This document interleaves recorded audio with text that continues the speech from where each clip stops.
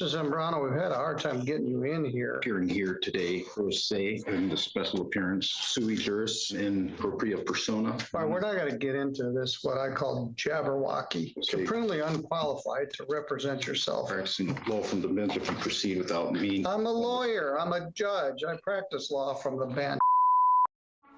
In 1871, Lewis Carroll penned Through the Looking Glass, a book in the Alice in Wonderland series. In that book, Carroll wrote a poem called Jabberwocky. Judge Middleton is quite the voracious reader and scholar of, well, everything, it seems, and he refers to Jabberwocky whenever he has a SovCit before him. Jabberwocky was written in nonsense English, with words made up out of thin air, and other words strung together in a word salad that conveys meaning while making zero sense to anyone listening. Just like the Sovereign Citizen script this guy starts spouting. Let's roll, nerds. David Zambrano, he was here. David Zambrano. Hanging outside the door, sir. All right. David Zambrano. How you doing today?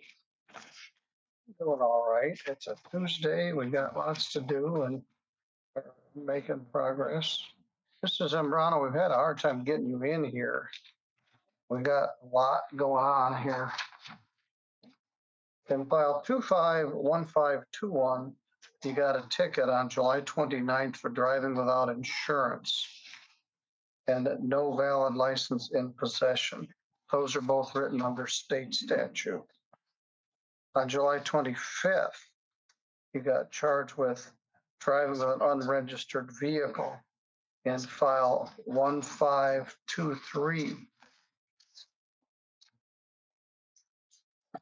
On July 14th, you got charged with driving suspended and unregistered vehicle. That one's under White Pigeon ordinance.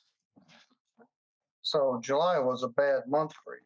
Then we said this a couple times.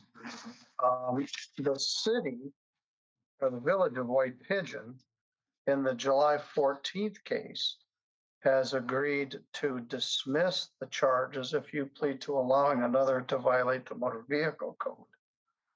I'm not sure what the county's position would be on the other charges.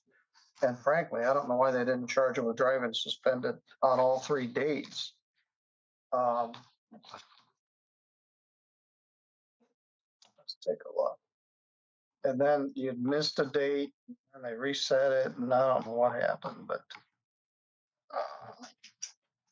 You're on. yes. I'm appearing here today, pro se, in the special appearance, sui juris, and in propria persona.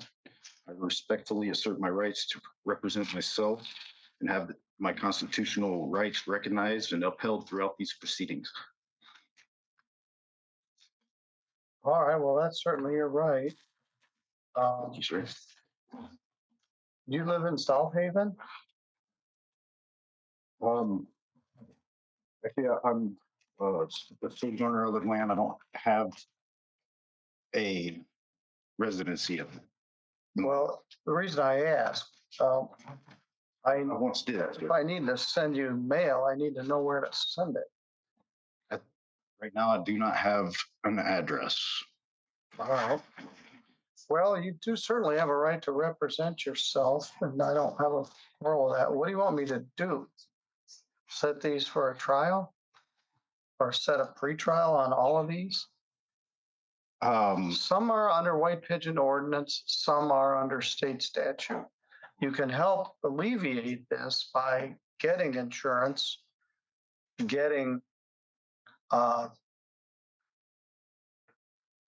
license. It looks like you have some out-of-state problems. And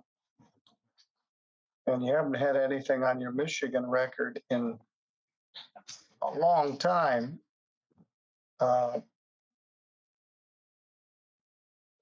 12 years or more. So how would you like me to proceed here? What are the charges? Again, all the ones that. Well, right now, you're not doing a very good job of representing yourself because you don't even know what you're charged with. Let me tell you again.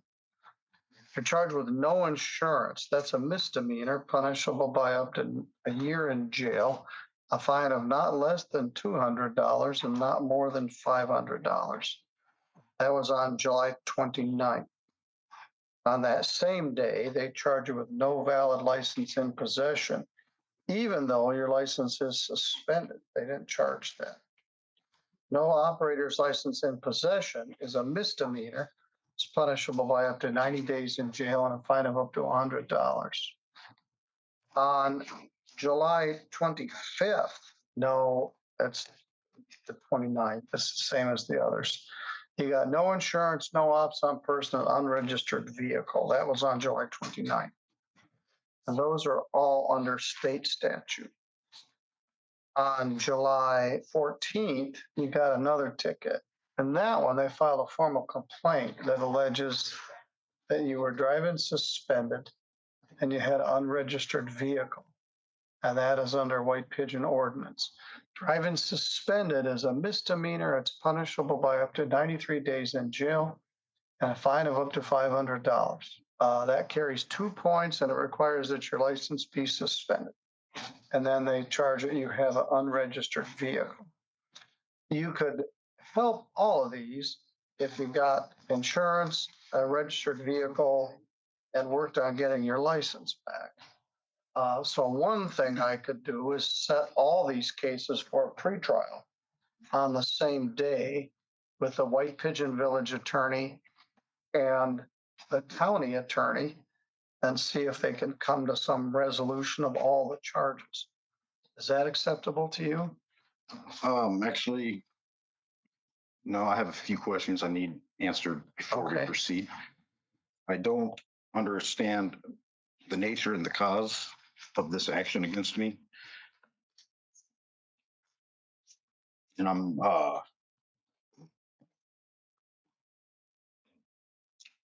is this a civil or criminal? It's criminal. All right. You were here with your mom and she's here with you. So it's good that you support each other. She asked me the same question, which points out to me that you're not qualified to represent yourself if you don't know the difference between a criminal matter and a civil matter. These are criminal matters. They could result in a jail sentence and a sanction on your driver's license. Thank you, Your Honor. Should the record reflect this is a criminal action? Yes, it is. Okay. I just got to look at my papers and stuff. All right. Not.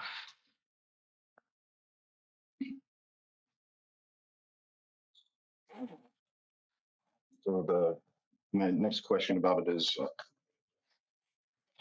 Constitution grants this court 2 types of jurisdictions. Yes. All right, we're not going to get into this, what I call Jabberwocky. It has no legal effect. I don't know where you get it or where your mother got it from a online source or somebody that told you this, or they're giving you bad information. These are criminal matters. They're not terribly consequential. Normally, you wouldn't go to jail for these, although they do carry a potential jail sentence. You don't necessarily subscribe to our system, but I certainly don't subscribe to whatever you got written on the paper there. I propose we set this for a pretrial and you try to get a registration and insurance and then come in and share it with the prosecutor and the city attorney and see if we can resolve everything. If we can't, we can set it for a trial, including a jury trial, I suppose. It's 2 different incidents. So it would have to potentially be 2 different cases. What I propose is you trying to do some things to get situated and have a pretrial with the city attorney and the county prosecutor. Your Honor, I'm going to have to object to that. I need, before we can proceed, I need to know, it's upon the authority of the 6th Amendment, I need to know the nature and the cause of these charges. Now, could you tell me if it is a common law? No, these are statutory offenses written under the authority of the people of the state of Michigan. One of these is under the insurance code and one is under the motor vehicle code. The others are. And I don't really wish to engage in this discussion. We've got about 40 other people waiting for their case. And you want to talk to me about how many angels can fit on the head of a pin. You're charged with 2 separate traffic offenses on 2 separate occasions. You have a right to have an attorney. I'd be happy to appoint one for you, but you don't want one. You want to represent yourself, which is your right, but you don't have a right to waste my time. So if you either want me to set it for a pretrial, I can do that. That would be my preference. Then you can sit down with both prosecutors, ask these questions, and see if it can be resolved. If it can't, we can set it for a trial, either in front of a judge or a jury. So what would you rather do here today? Well, on the authority of the Sixth Amendment, I'm asking that the court discloses the jurisdiction that I ask. I just did. You So said it's a statutory jurisdiction? yes, you're So supremely unqualified to represent yourself in this matter because someone sold you a packet of information that has no relevance in the modern universe that we live in. So I'm going to set this for a pretrial. Your Honor, that would be practicing law from the bench if we proceed without me. I'm a lawyer. I'm a judge. I practice law from the bench. I do it every day, all day. And I'd like to, I do have a few more questions about the I don't statutory. have any more time to answer your questions. I have a question for you. What do you want me to do with it? Set it for a pretrial or set it for a trial? Under a statutory jurisdiction, I've never heard of, I need to know where I can find the published rules of the criminal procedure under that. Well, you can certainly find them on the internet. They're in the public library. You just put the number of the citation, 257904, under the Michigan compiled laws. All right. Was that Mr. Stickley is the chief public defender. He's had an opportunity to talk with you. Mr. Stickley, what's your recommendation here? My recommendation would be to set it for a pretrial. I'm happy to spend a few moments with this gentleman and show him where the statute is and All right. where he can Google or library. And he's entitled to have copies of each of the tickets and the complaints, and Yeah. so he can see it. So if you'd like, we'll get copies of their tickets for you. You got the ticket, but there's a formal complaint. I'm going to set it joint with the city and county for 2 weeks, October 7th.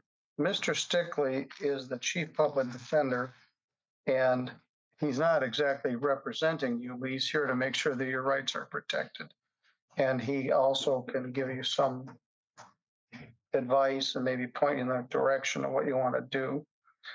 Again, it would be helpful if you would come in with insurance and a proper plate and perhaps an effort to get your license back. You don't want to stay on the driving suspended merry-go-round because it's very hard to get off of it. Once you get suspended, you live near White Pigeon. The other problem is I don't have an address for you. So I need a mailing address. We can use your mom's address, but I'm going to need you to give the clerks some sort of address where we can send things to you. Could you deliver it general delivery to the post office? Well, you can give them that. Okay. All right. I'm going to want you to take him out and get him proper notice for that pre-trial on the 7th. Mr. Stickley will meet with you and get some of that information that you're looking for. All right, sir. I'll see you on the 7th.